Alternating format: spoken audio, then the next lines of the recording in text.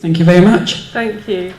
So my starting point today is a proposal that the SPR sent to the BBC in 1933 for a series of radio talks, Inquiry into the Unknown. And the president of the SPR at this time was Edith Littleton. And she gave the 7th talk in the series on premonition and prevision. So this is a precursor to the Priestley appeal on monitor that we were hearing about this morning. Littleton invited listeners to submit cases of precognitive dreams to the SPR via the BBC. She said, send them into Broadcasting House. So the BBC headquarters became a clearinghouse for the dreams of listeners. Littleton published a selection of cases in her book, Some Cases of Prediction, and this culminated in 16 dreams that she said could not be explained by coincidence or by telepathy, and so she therefore classed them as precognitive. In verifying these dreams and ruling out coincidence and telepathy, Littleton made full use of the media networks that were available to her in the 1930s. She used newspapers to check details of the events that matched the dreams. She contacted the BBC to verify details of their broadcast content. She contacted British Movie Tone News to find out the time and date of items screened in cinemas. And to help her with these inquiries, she made use of the Selfridges Information Bureau. This was located in the London department store from the 1920s until 1947. And here you could pop into Selfridges and you could find out the answer to any question. It was the Google of the 1930s. So you could find out where to see your favourite stars on stage, you could buy a ticket, you could buy a train ticket as well. Another example question was, where can I stable my horse at hotels between Paris and Constantinople? So they could answer any question you had. And they had a writing and a reading room, they had newspapers, ticket offices, and a ticker tape machine with the stock market. So it's the kind of the equivalent of the internet in the interwar years. And it represents the media-saturated environment that Littleton was operating in. So what I want to do today is to compare Littleton's use of these media networks in the 1930s with uses of media technology in an example from today's precognition experiments. So it might sound a bit strange to compare spontaneous research with experimental work, but I should clarify that I'm approaching this as a media historian. So my focus is on the uses of media in psi research across time and across different contexts. I'm looking for trends and patterns in how media is used as a tool in research. And one pattern that I'm quite interested in is whether there might be a surge in precognition research that coincides with developments in mass communication technology.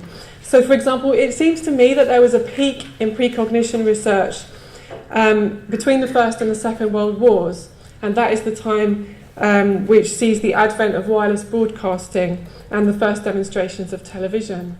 So I'm wondering if we are currently in the midst of a resurgence in precognition research which has coincided with Web 2.0. However, I'm not really so concerned to prove that there's a cause between media technology and precognition research kind of interest.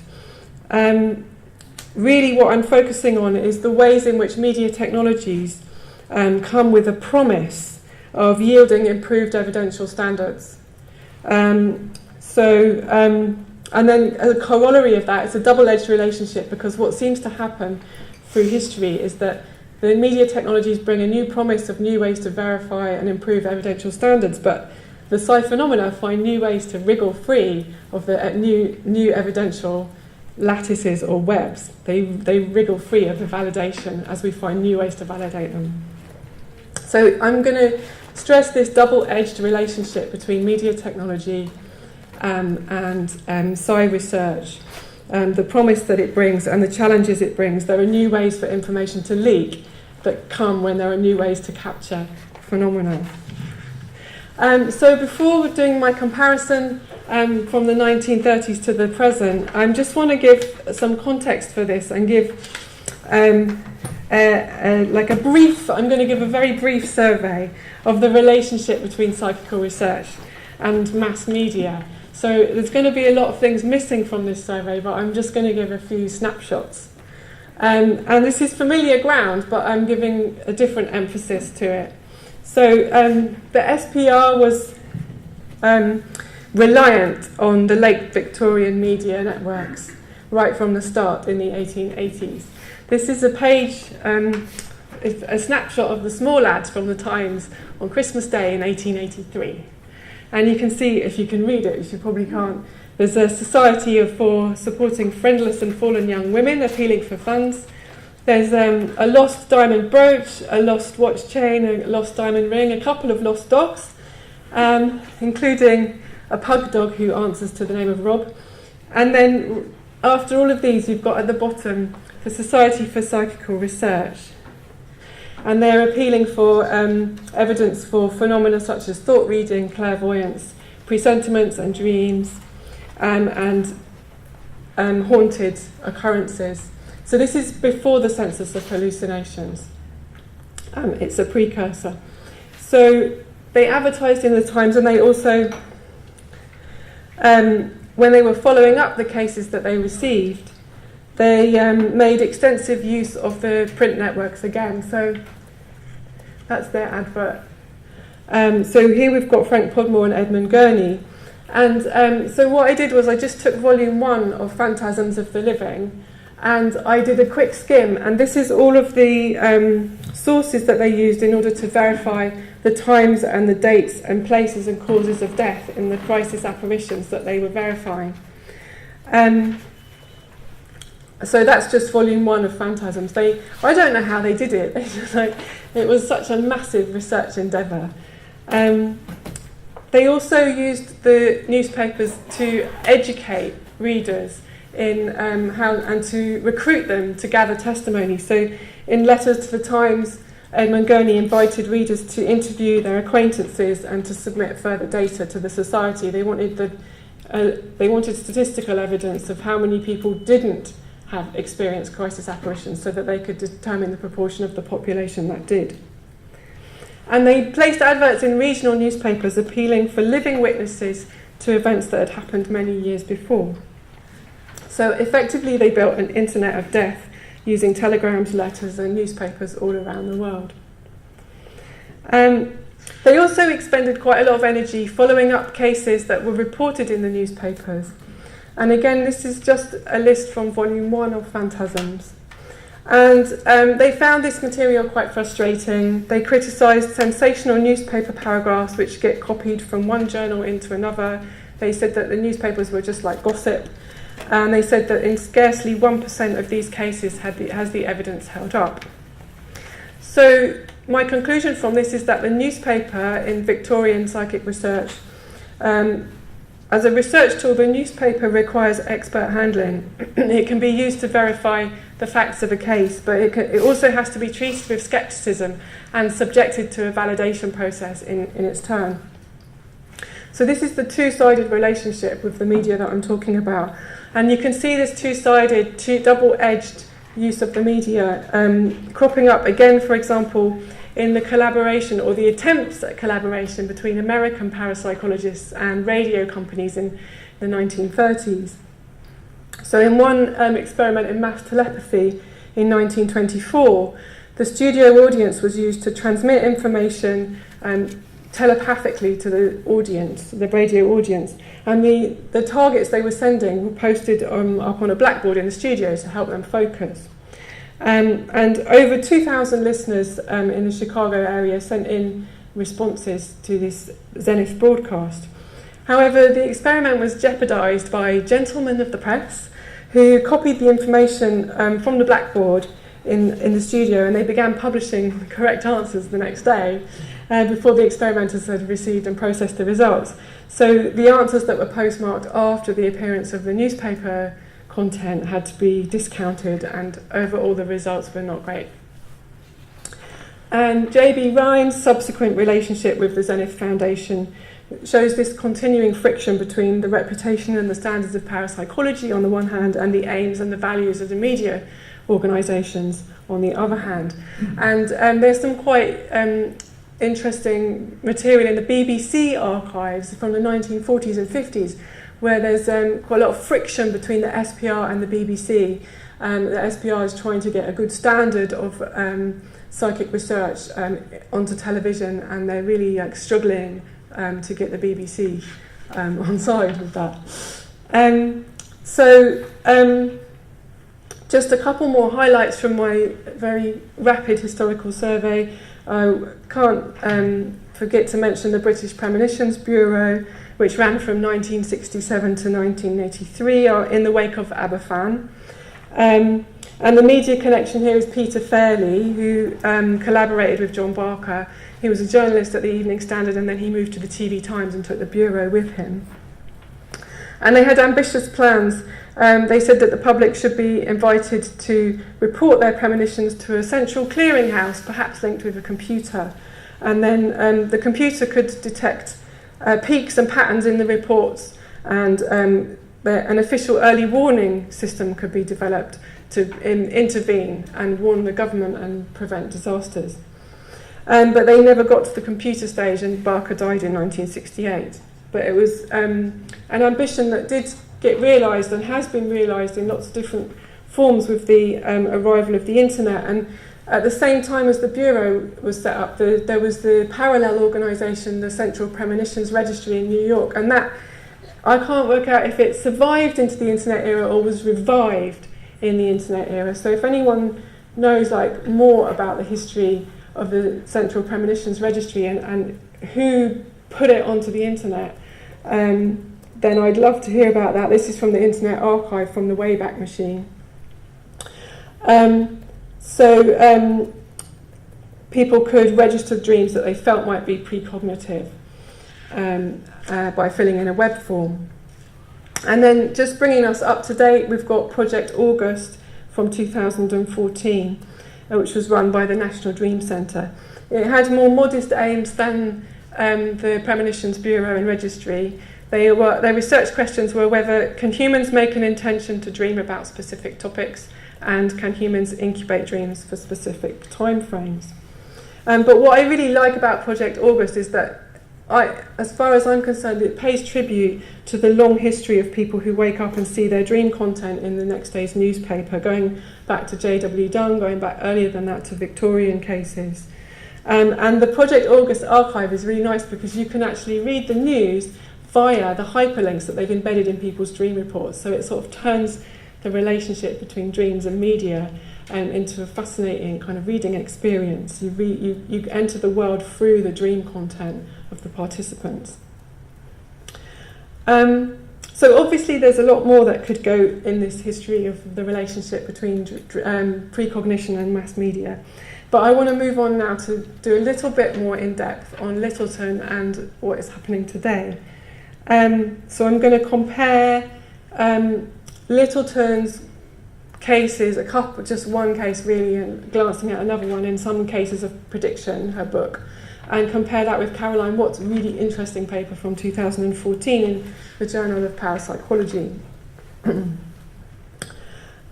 So the first case of precognition in Littleton's section on precognitive cases is that of a woman named Phyllis Richards who had a dream before the Grand National in 1933. Quite a lot of researchers in the 20th century were scornful about horse racing and gambling dreams, but Littleton investigated them on their own merits. So Phyllis Richards dreamed that a horse named K something Jack had won the race but had not been first past the post.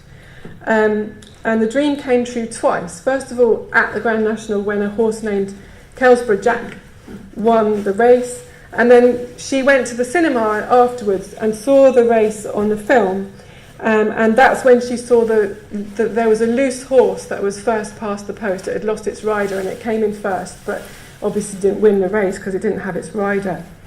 And she hadn't seen the loose horse on the day of the Grand National. Even though she was at the racecourse, she was stationed at a different place earlier on a bend.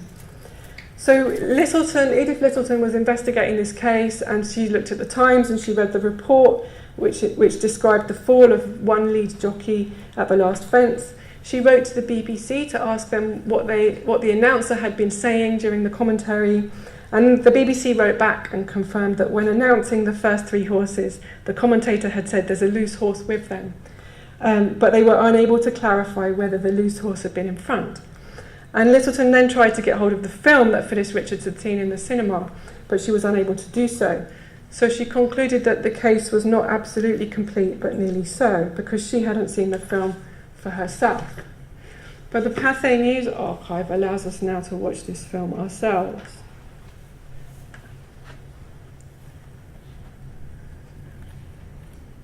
And by the way, if you don't like seeing animals in distress, then you should really look away, because horse races is some footage like that. Quickly up on his feet again. At this point, Remus stopped. Jack.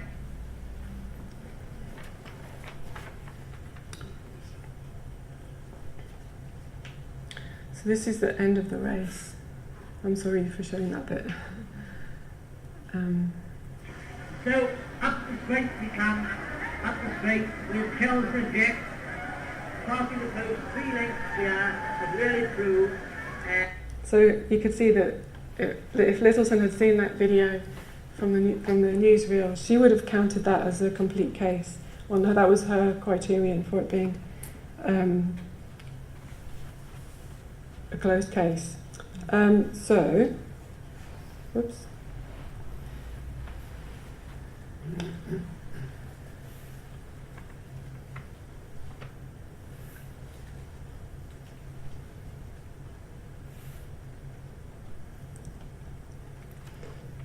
Go back. So my aim here is not to reassess the evidential value of the dream.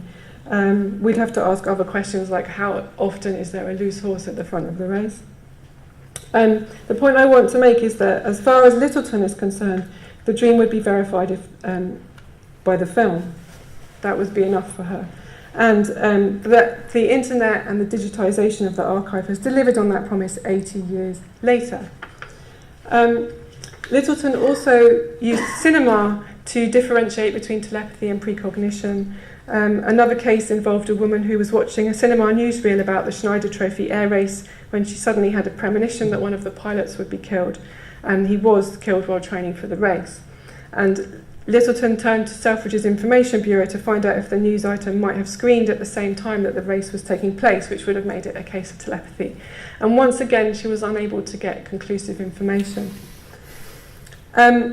One aspect that the 1930s media environment could not dispense with was the need for signed testimony. So even when the media content showed a good match with the dream, you still needed evidence that the witness statements confirming that the dream had been recounted to somebody before the dreamer had read the newspaper or been to the cinema. And so the computer era allows for dream registration in place of signed testimony, and so the web forms used by the Central Premonitions Registry serve that purpose. But precognition still slips through the net somehow. But what I want to do now is move on and say that the internet can do a lot more for precognition research than just register dreams. And I really like Caroline Watt's 2014 paper because it makes such rich uses of Web 2.0. So in this experiment, participants have to dream about a video clip that they're going to view later on. And many different functions of the internet are used. So first of all, to recruit participants, there's the use of Twitter, email, contacting people from an online course, and the website of the Parapsychology Institute. Secondly, there's the use of Google Forms to send out initial questionnaires, to receive dream reports, and to receive similarity reports from the participants. Then there's the use of email, again, to communicate with participants and judges. The target and decoy videos are hosted on an unlisted YouTube channel, and the app random.org is used to generate numbers to select the target videos. So through these multiple applications, a new version of this media network is being used to stabilise dreams as research objects and to scrutinise their precognitive capacity. The use of web forms makes it much easier to study dreams in the home rather than incurring the expense of sleep laboratory staff and time. And you have the experimenter sitting at the hub of information flow, managing the timing of each stage in the process to ensure that, that it's a watertight process and that the findings are valid. The judges have no contact with the dreamers and they complete their judging before the target is selected, so the experimenter can make sure that each stage is happening after the required previous stage. And the YouTube channel is unlisted, so that people will only see the video that is their target. The chances of collusion, clairvoyance and telepathy are minimised by keeping everyone at their appropriate place in this media network. And away from target material that would spoil the results. This creates a secure network for scrutinising matches between dreams and targets. However, the results of the experiment were ambiguous. In terms of hit rates, the target videos were ranked higher than the decoys to an extent greater than chance. But in the paper, Caroline Watt has said that when the experimenters looked at similarity ratings out of 100 instead of hit rates, they found that the targets were not rated significantly higher than the decoys. But from a media history perspective, I find this experiment really, really interesting because it combines, it uses the Web 2.0 with its participatory functions to combine the advantages of spontaneous case research with the rigour of laboratory procedure. It allows people to dream at home using technology which forms part of the texture of their everyday life. But my theme, as I said, was the double-edged nature of media. So by using everyday technology that people are already accustomed to using, you get the advantage of being able to create this very clean procedure that is easy for people to use at home. But the media saturation of our lives, the familiarity that we have with YouTube, possibly creates other challenges because YouTube videos are used quite widely in parapsychology, and that does bring up the question of how to isolate experimental uses of video from other content that participants may be viewing. You know, did they watch another movie that night after they'd done their experiment for the day? And could that have been a target? How do we tell our dreams to only focus on the YouTube channel that's being used for the experiment? Should we put people in a media detox while they're undertaking parapsychology experiments? I